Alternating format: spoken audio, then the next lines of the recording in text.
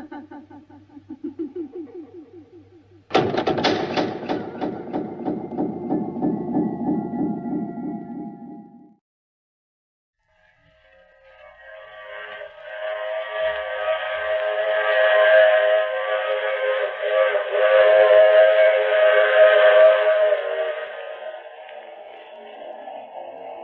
Mutual Broadcasting System presents The Mysterious Traveler, written, produced, and directed by Robert A. Arthur and David Cogan, and presenting tonight two of radio's foremost personalities, Frank Behrens and Roger DeCoble, in Death at 50 Fathoms.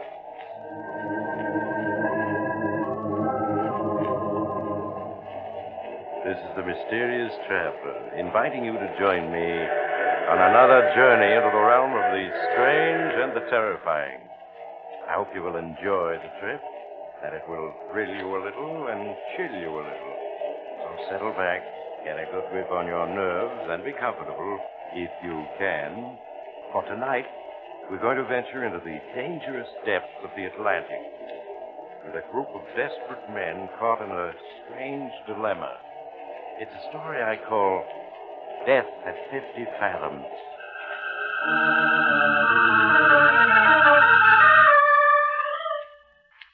I suppose you've been reading the newspapers these last few weeks. You saw those headlines. Mystery sub sighted off Pacific coast, and traitor vanishes as mystery sub is sighted, and all the others. Well, Joe Briggs read them too, as well as heard the story one evening when he dropped into the corner bar near the radio repair shop. Total damage caused by the fire was close to $1 million. Hi, Joe. What'll it be? Give me a glass of rock beer. Okay, $1 coming up. Hey, what's that news commentator saying about a mystery sub? Let me listen to that. Official comment has come from the Navy Department, except the statement, "We are investigating." One rumor insists that the appearance of the mystery sub is connected with former German dictator Adolf Hitler. According to unidentified sources, Hitler is hiding somewhere in South America and being supplied by submarines. However, official circles regard this story as being fantastic. This summary of the last-minute news has been brought to you by Mystery submarines. Hitler hiding in South America. What'll they think of next? Yeah, it's screwy, all right. But I could tell you a story that's even screwier. Huh? I know what happened to Hitler. And where he is now. Yeah? Yeah. I thought the Russians found his body when they captured Berlin. Well, maybe they found a body, but it wasn't his. Whose was it? A double. Hitler did try to get away by submarine, see? And no, you wouldn't believe it if I told you. Try me and see. Okay. Only, I never told it before, you see. Not even to my buddies when I was in the Navy. Why should I be called nuts and sent up for observation?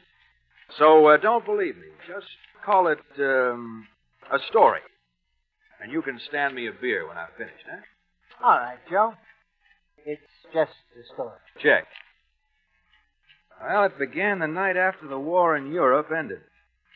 I was in the Navy then. I was a radio operator on board the destroyer Spindrift. It was late at night, and I was half asleep in the radio room, the receiver over my ears, when I heard it. A voice that seemed to come whispering out of no place. Hello? Can you hear me? Can anybody hear me? Please, if you can hear me. Voice faded out again. It was a German voice, talking English good. I turned the controls, and it came back, stronger. Hello. This is Oberleutnant Reiner of the undersea boat Wolf. Listen to me. Anybody who may be picking up this message, please listen. Nobody can help us. But it makes it easier to talk. Easier to face what's coming. Easier to face death. Yes, death. We are doomed, and we know it. And yet only yesterday we thought all danger was past. Yes, just yesterday afternoon, as we were cruising on the surface, recharging our batteries, We thought our mission was as good as accomplished. Captain Metz was on the bridge with our very special passenger who called himself Schmidt. Though, of course, we all knew who he was. A beautiful day, Captain. Particularly gratifying after our long submersion. Yes, Your Excellency. Pardon me, Herr Schmidt. You must not take the slightest risk as long as I am aboard, Captain Metz. We have lost, but I shall yet win. You hear? I shall win. Oh, it would be disloyal of me to believe anything else, Herr Schmidt. In South America, I will make my plan. The world will think me dead. Instead, I will be hidden, where I can direct our reaper. Quite so, Your Excellency. Pardon me, the lookout has sighted something. Ach, yeah, there's a lifeboat drifting 3 points off our starboard bow.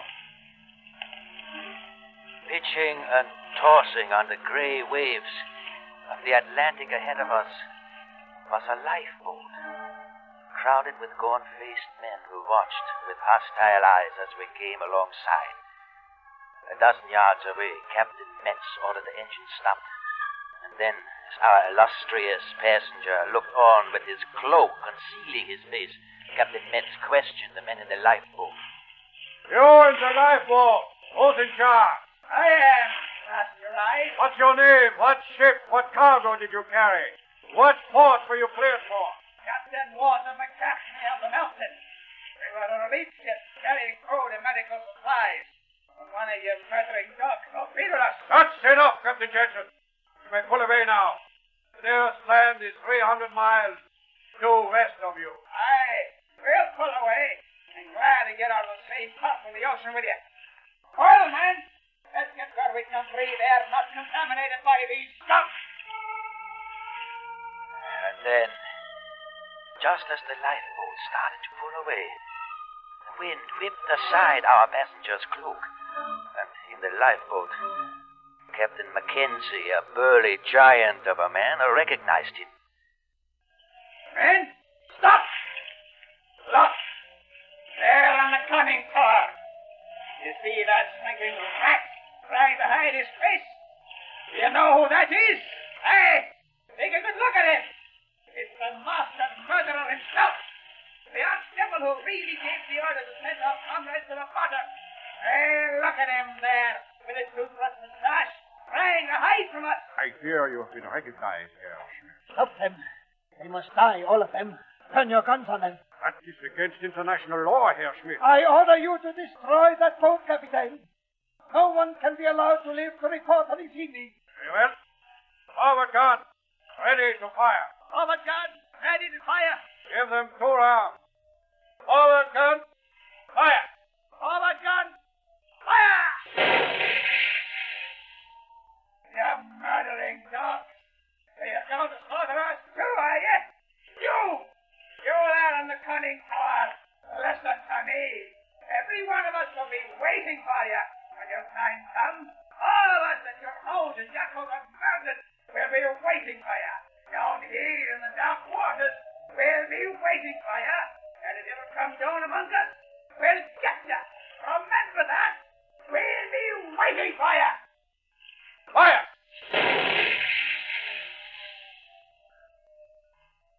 They are called. Yeah. And directly, there will be no eyewitness to tell of seeing you aboard a submarine in these waters, Herr Schmidt. The world must never guess I have left Germany. The whole future of the fatherland depends. What is that? That sound. Bombers. Patrol bombers coming this way. Get below at once. They're going down. We made a crash dive and fled into the concealing depths of the ocean. A few bombs exploded, but far away, the patrol planes were too late. Crisply, Captain Metz gave the necessary orders while our illustrious passenger looked on, his face pale. What's our depth, Dreamer? 75 feet, sir. Good. We were too fast for them. The bombs. They are coming closer. Now they've lost us. They're bombing at random now. Yes, we are safely away. The depths wheel up. 90 feet, sir. 90 is enough. Level her. Level her, sir. We'll set our course at 180. Level her, I said. We're still diving. The leveling planes. We won't respond, sir. What? Hey, that their jam, those operating motors are broken down. We are damaged. The bombs have damaged. Nonsense. There wasn't a bomb close enough to break an egg. Raider, our depth. 120 feet, sir. Lieutenant Heiner, order half speed ahead. Half speed ahead. Shift to hand operation of the diving plane. And operation of the diving plane, sir. Now, level her. Level her, sir. Well, what's the matter? Captain. Operating speed. Won't turn. It won't turn. The plane must be jammed, sir. We're still diving. Captain Metz, I demand that you rise to the surface. There is something wrong, and my safety must not be in danger. Silence! I am captain of this vessel, and I'm giving the order. All right. Our leveling planes are jammed. We'll surface and clear them. Clear up. Yep. 150 feet, sir. Stop the engine. Stop the engine. Load the forward ballast tank. Load the forward ballast tank.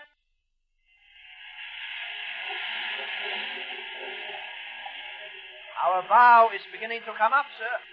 We are leveling off. Hold her as she is. Hold her as she is. Taylor, how fast are we going up?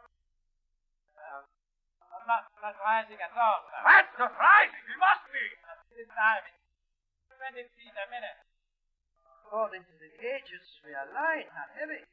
We can't still be diving. Captain, I order you to take me to the surface immediately. Do you hear? I am just as interested as you in reaching the surface, Herr Schmidt. Blow the main ballast tank. Blow the main ballast tank.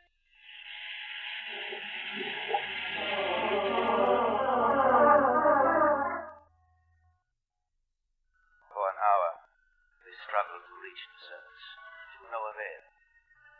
We blew all our ballast tanks until we should have shot up like a cork. And still we continued settling toward the bottom. It was unreal, unbelievable, impossible.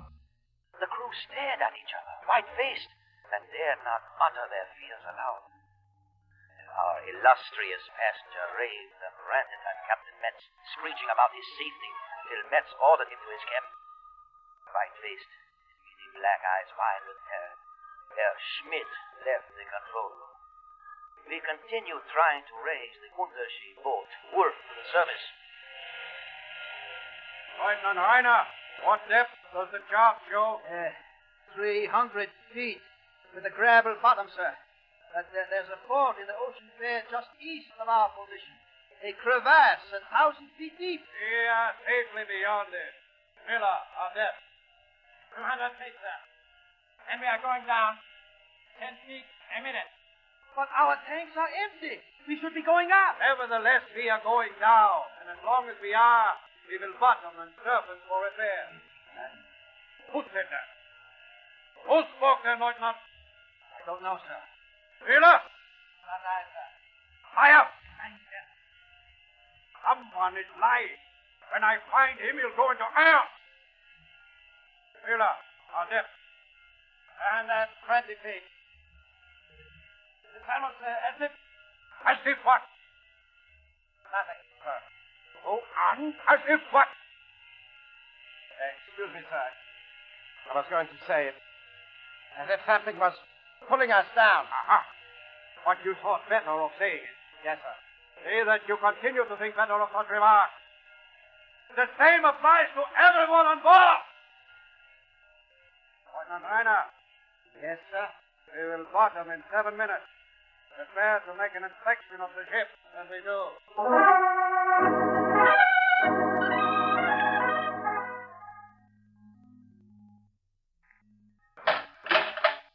Well, Lieutenant? I have finished the inspection. Your report? Everything is in perfect order, sir. There are no leaks. The batteries are fully charged. All motors in working order. All pumps operating. Then, obviously, there is no reason we should not surface when we choose to do so. No, sir. Miller, what word of the destroyer? I have heard no propeller sound for 2 hours. And we will surface. Blow the auxiliary tanks. Blow the auxiliary tank, sir.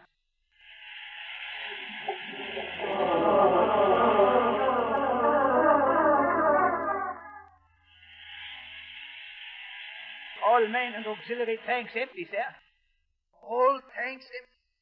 Captain Metz, we have blown all our tanks and we have not risen 1 inch. I am aware of it, Lieutenant Reiner. Do you take me for an imbecile? No, sir, it's just that it's impossible. Obviously, we are stuck on a mud bottom. But the bottom here is gravel. The chart says so. The chart is wrong. I say it's mud, you hear? Yes, sir. Mud. And so we will have to use the motors to pull ourselves free. Signal full speed ahead. Yes, sir. Full speed ahead.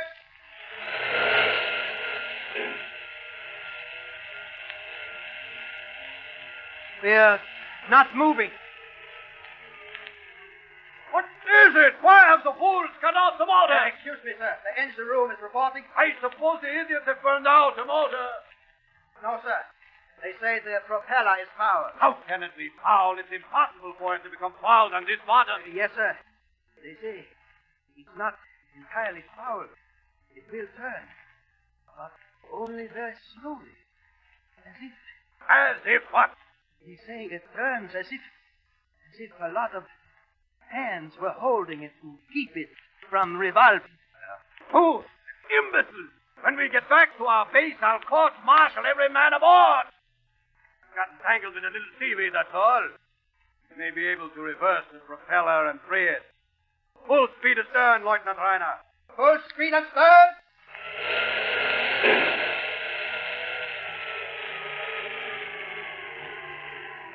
Well, now what? The engine room reports the propeller still fouled, sir. It turns as if something was holding it back.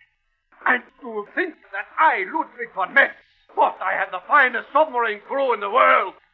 A pack of mewling infants. Captain! Captain Metz! Metz! Ah, Herr Schmidt.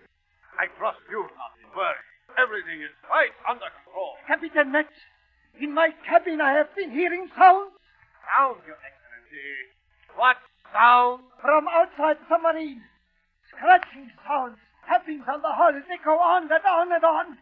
They sound, Captain. They sound like someone trying to get into the submarine. After me. Silence! Excellency, you have heard nothing except pebbles being swept against our hull by the current, that is all. I tell you, it sounds like hands rapping and tapping on our hull trying to get in. Captain, surface at once, do you hear? I order you to surface at once. I am about to do so.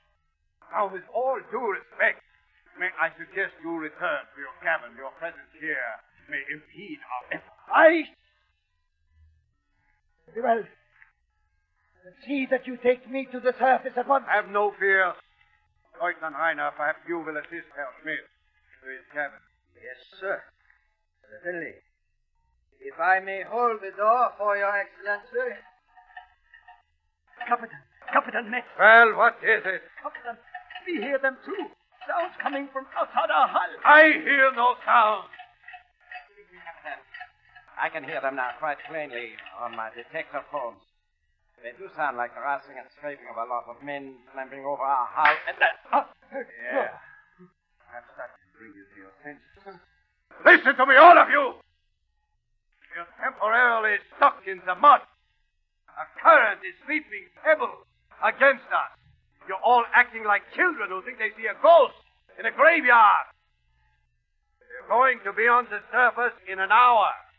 You have my word for it. To break free from the mud, I'm going to fill the bow tank, then blow them, and fill the stern tank. We'll rock the ship loose.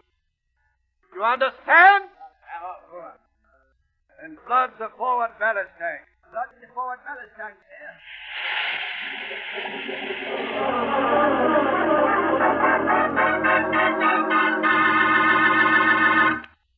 Captain Metz. Yeah, Herr Leutnant. The pumps are operating again. The failure was caused by Seaman Hans Jäger. Jäger? How? He went off his head and grabbed the pole of the main switch. The short circuit blew out the fuses and electrocuted him. How has all this reacted? Badly, sir. They are very nervous. Nervous, are they? I will give them something to be nervous about. That scraping and scratching outside our hull, it's upset the crew badly, sir.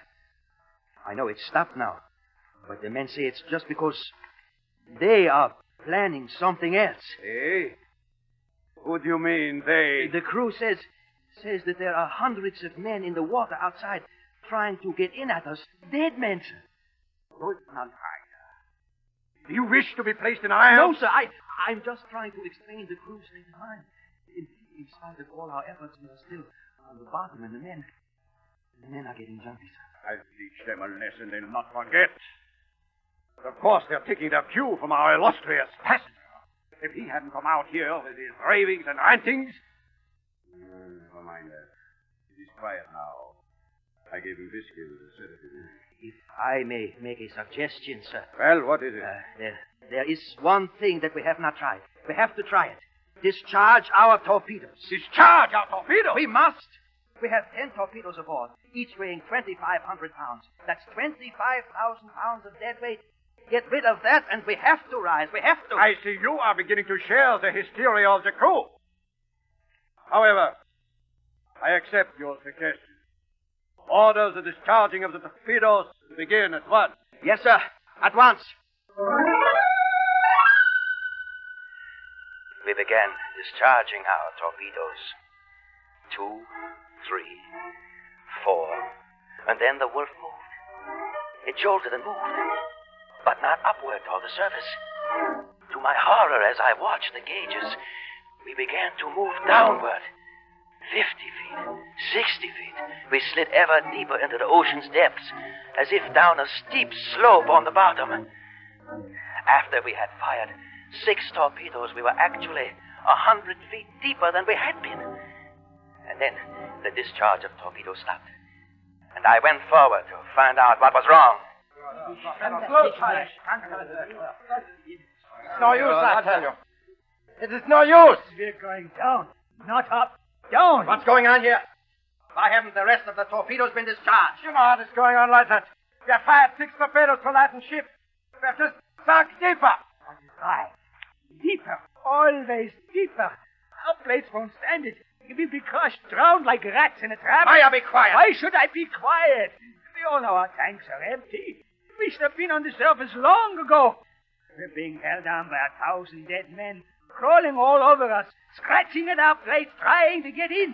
They've come from all over the 7 seas just to hold us down, just to see if we don't get away. Listen to them. You can hear them now. Listen. Maya, come to your senses. It's only our plates groaning under the pressure. Hey, listen. You know better. We all know better. Who dragged us down here to the bottom? Whose hands are keeping our propellers from turning? Whose bodies jammed our diving planes? Whose weight is keeping us on the bottom? The dead. I order you to be silent. Too late for orders. There's only one way we can escape. Give them the dead outside the man they want. They want our passenger, the one who calls himself Herr Schmidt. We all know who he is, and so do they. Oh, and they've come to get him. You are under arrest. Grab him, you men. Hey, listen, all of you. Let us go get this Herr Schmidt, put him in the torpedo tube, and send him out to the dead, outside. Let them have him. Then they let us go free. It is our only hope. Captain Knight. I heard your interesting little speech just now. And this is my answer. Captain Knight. Does anyone else want the same medicine? Then to your stations. Might not. Continue discharging torpedoes. That was many hours ago. We discharged all our torpedoes. And we are still on the bottom. Every few minutes we slip a little deeper down a slope that is bringing us ever closer to the 1,000-foot chasm in the ocean bed. The crew truly believes that we are being dragged toward it by thousands of dead men who have gathered outside, drawn here by their hatred for our passenger, a hatred so great even death cannot quench it. Perhaps they are right. Certainly Herr Schmidt believes it himself. He is in the next cabin. Captain that Metz has locked him in. Perhaps if I hold this microphone close to the bulkhead, you can hear him. Captain! Captain Metz! Do something! I order you to do something! They're outside! They're clawing at the hull to get at me! Captain, save me! I order you to! You can't let me die, Captain! Captain Metz! That is enough. He makes an unlovely spectacle. Our illustrious passenger as death approaches. Though no one can save us, there is comfort in knowing that somewhere, some human ear is hearing me. Another lurch, then. We must be on the very edge of the crevasse. It is truly as if many hands were remorselessly pulling us towards our doom. The hands of the dead? It is a fantastic thought. And yet, when one is hated as our passenger is hated, by hundreds of millions of the living and tens of millions of the slain, who can tell? There is also the curse Captain Mackenzie in the lifeboat uttered just before he died. Just a moment ago, a sharp tapping came against our hull, as if someone was tapping against it with a rock. Listen. That tapping is in international code. It's a message from outside. A message from someone outside the submarine at a depth of 400 feet.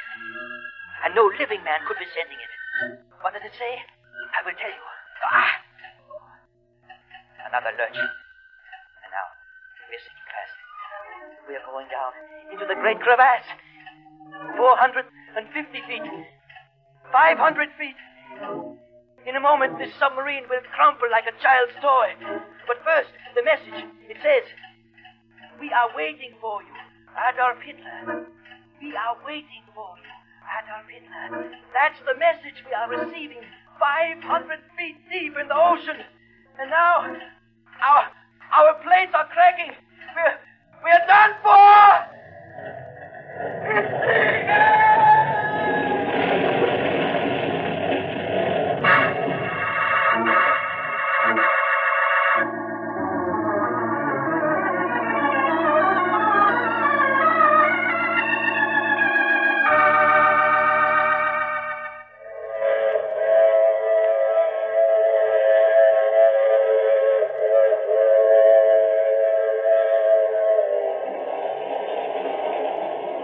This is the mysterious Traveler again.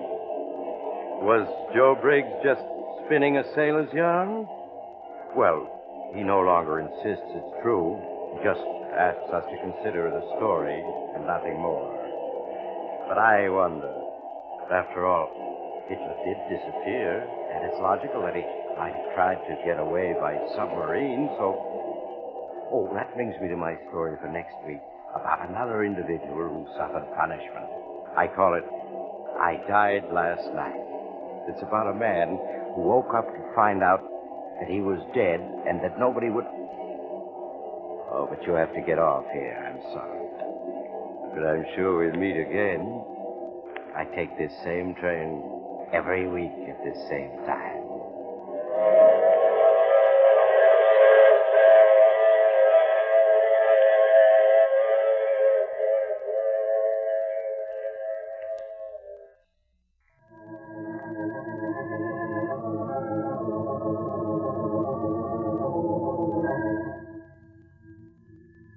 You have just heard The Mysterious Traveler, which is played by Maurice Tarplin. In the cast were Frank Behrens, Roger De Koven, Robert Dryden, and Ronald Dawson. Original music is composed and played by Al Finelli. This is Bob Emmerich speaking. This is the Mutual Broadcasting System.